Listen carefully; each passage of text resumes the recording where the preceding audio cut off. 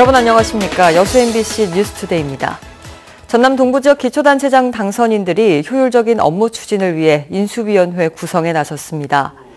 더불어민주당 허석, 민주평화당 송귀근, 무소속 권오봉 당선인은 해당 지자체와 협의해 인수위 사무실을 꾸려 추진 업무와 부서 현안 등이 포함된 실무 보고를 받기로 하고 다음 주부터 본격적인 인수위원회 가동에 들어갈 계획입니다. 무소속 정현복 당선인의 경우 현직 시장 신분으로 업무에 복귀해 시정 운영에 들어갔습니다. 사법당국이 지방선거 선거사범들을 신속하게 수사하겠다고 밝혔습니다. 검찰은 선거사범의 경우 6개월의 공소시효가 적용되는 만큼 오는 12월 초까지 비상근무를 실시해 허위사실이나 여론조사 조작, 금품사범 등 관련 범죄를 철저하게 수사할 계획입니다. 지난 13일을 기준으로 광주 전남 지역에서는 336명의 선거사범이 입건됐으며 이 가운데 29명이 재판에 넘겨졌습니다. 6.13 지방선거가 끝나고 당선인들은 시정 방향에 관심을 쏟고 있는데요. 지역발전과 행정연대에 무게를 싣는 분위기입니다. 박민주 기자가 보도합니다. 전남 동부 4개 시군의 당선인들이 한자리에 모였습니다. 앞으로 임기 4년간 시정을 이끌어갈 방향은 지역 경제 발전에 모아졌습니다. 여수시는 3대 관광도시 도약, 광양시는 4차 산업 육성, 순천시는 편안한 도시, 고흥군은 잘 사는 고흥을 핵심 공약으로 강조했습니다. 첫 번째 3은 여수를 명실공히 3대 관광도시로 자리매김하는 것입니다. 앞으로 4차 산업시대에 어떻게 할 것이냐 하는 문제를 먼저 제시를 공약으로 했습니다. 순천을 유니버설 디자인 순천, 모두가 편한 순천으로 만들겠다라고 공약을 하였습니다. 농수축산업의 경쟁력을 높이고 일자리 창출에 심혈을 기울이고자 합니다. 광양만권의 광역행정연대의 필요성도 공감했습니다. 큰 규모보다는 작은 것부터 단계적으로 공군까지 포함해 4개 시군이 협력해야 한다는 제안도 나왔습니다. 이제 고흥까지도 우리 광양만권 같이 연대하는 이런 행정이 가능할 것이라고 생각합니다.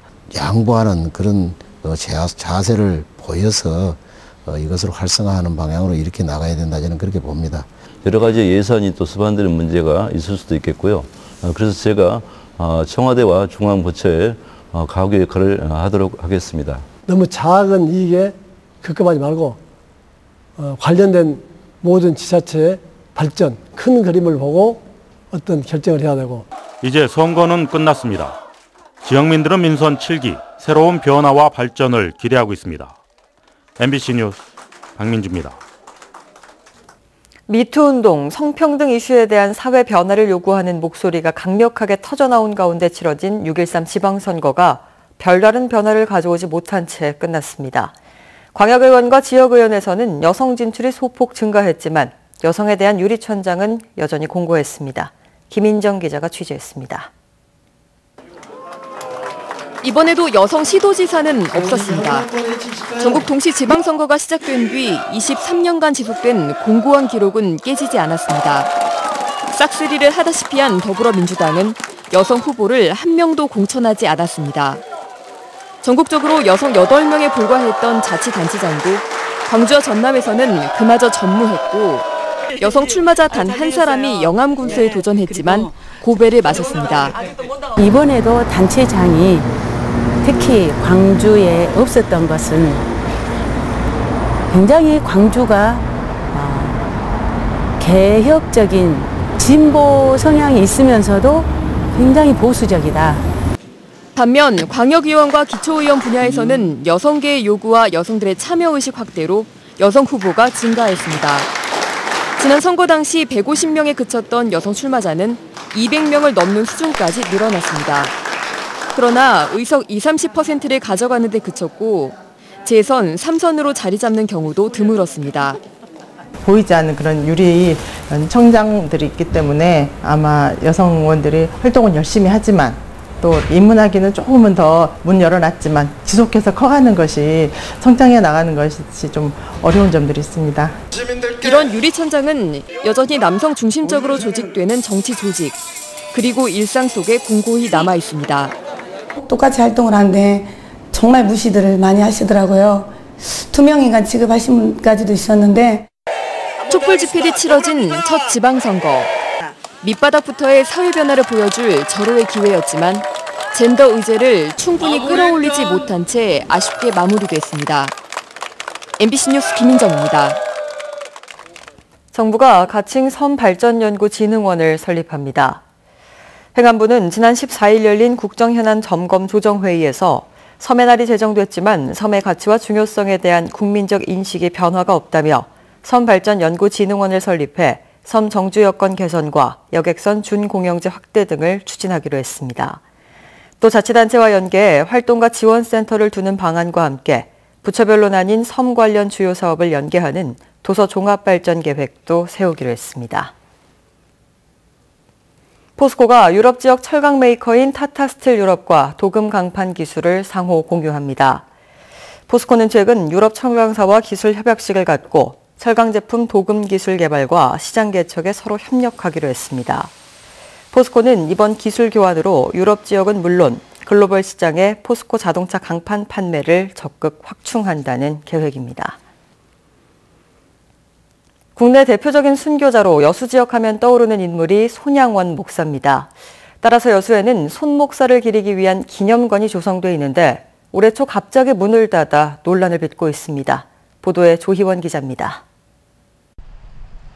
여수에서 순교한 손양원 목사.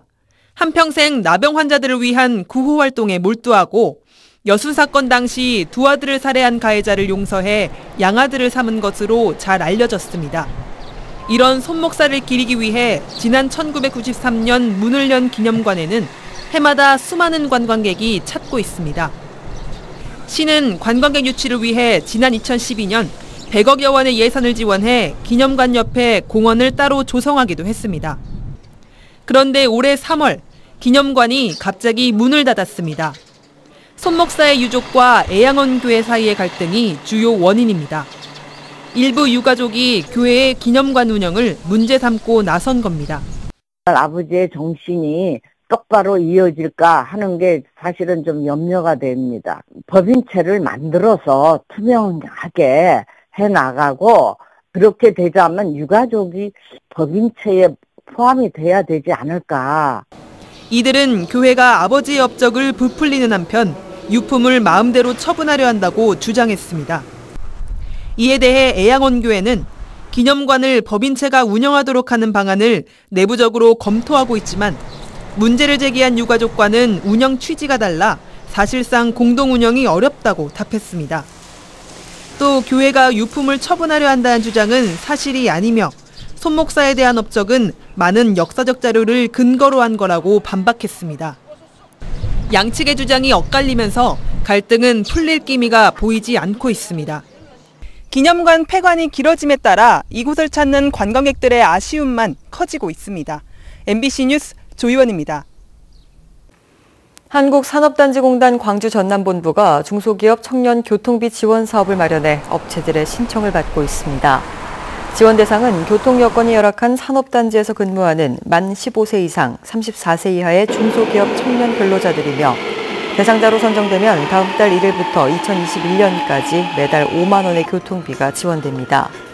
지급된 교통비는 버스나 지하철, 택시는 물론 자가용 주유비 용도로도 사용할 수 있습니다. 고흥군 장수마을 공동체가 공동체 정원 조성 사업 공모에 선정돼 2억 5천만 원의 사업비를 확보했습니다.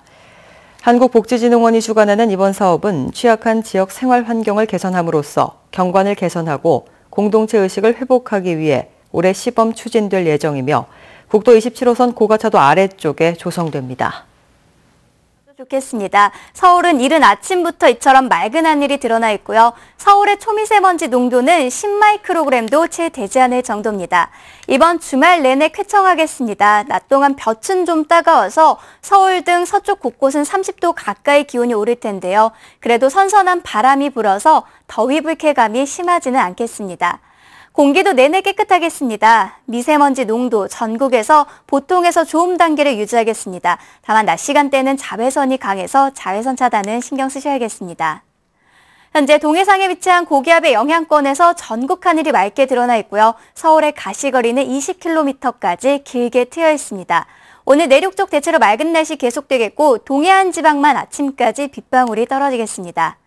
현재 서울의 기온은 17도로 어제 아침보다는 조금 더 선선하고요. 한낮 기온은 서울이 28도까지 오르겠습니다. 날씨였습니다.